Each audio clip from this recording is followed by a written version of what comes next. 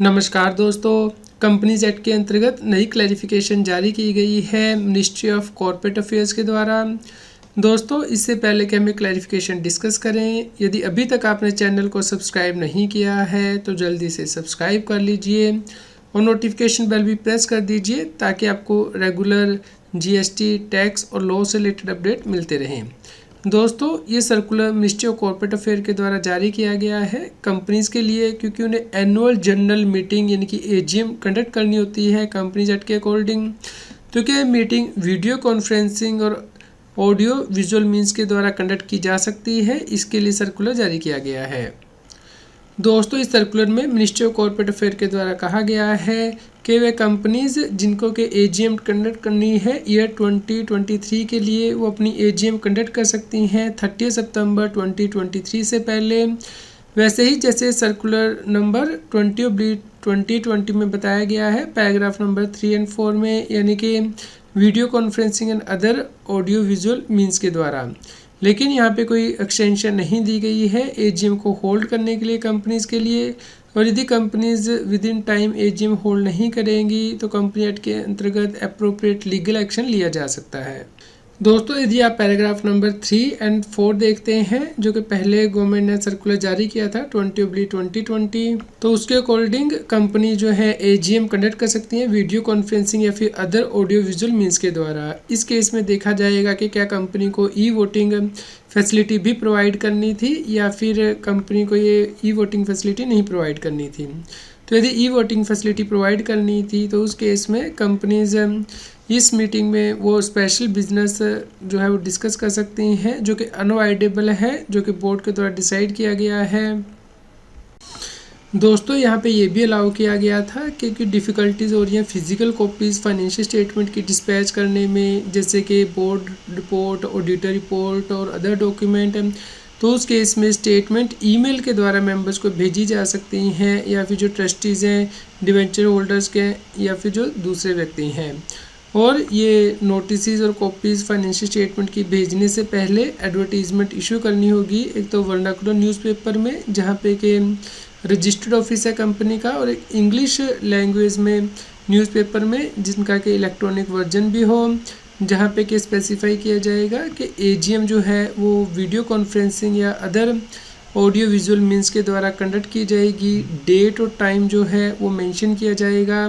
इसके अलावा ये जो नोटिस है वो कंपनी की वेबसाइट पे भी मेंशन होगा और स्टॉक एक्सचेंज पे भी यदि ये कंपनी लिस्टेड है, और किस तरीके से जो मेंबर्स हैं जिनके पास के शेयर्स हैं फिजिकल फॉर्म में, या फिर जिनके ईमेल एड्रेस रजिस्टर्ड नहीं है कंपनी के पास, वो कैसे रिमोट ई वोटिंग या फिर ई वोटिंग सिस्टम के द्वारा अपने वोट कास्ट कर सकते हैं।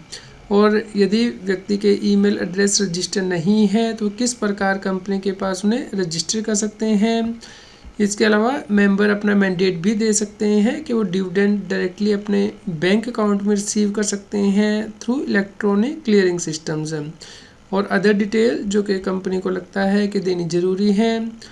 और यदि कंपनी शेयर होल्डर को डिविडेंड नहीं दे पाई है इलेक्ट्रॉनिक मोड से, क्योंकि उनके पास बैंक अकाउंट नहीं है अवेलेबल शेयर होल्डर के, तो वो पोस्टल सर्विसेज के रिज्यूम होने के बाद उनके डिविडेंड वारंट उन्हें डिस्पैच कर सकती है।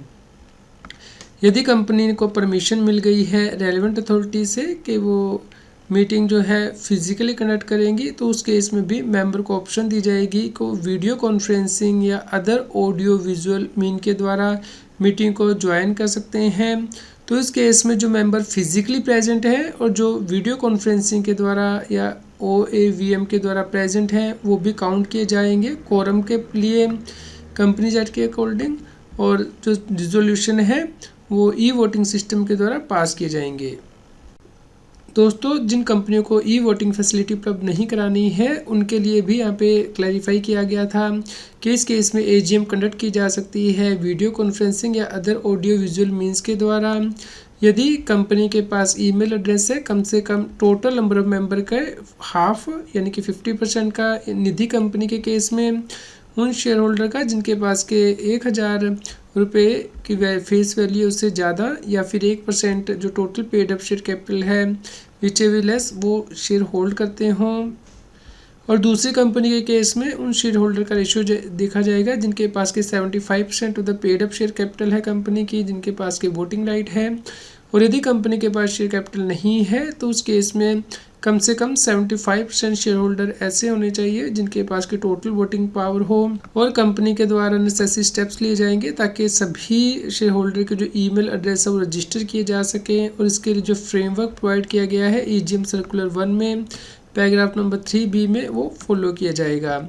और इन मीटिंग में स्पेशल बिजनेस ट्रांजैक्ट किया जाएगा जो कि अनअवॉइडेबल है, जो कि बोर्ड के द्वारा कंसिडर किया गया है। यहाँ पे डिफ़िकल्टी आ रही है फिजिकल कॉपी को डिस्पैच करने में, फाइनेंशियल स्टेटमेंट की, बोर्ड रिपोर्ट, ऑडिटर रिपोर्ट और अदर डॉक्यूमेंट को।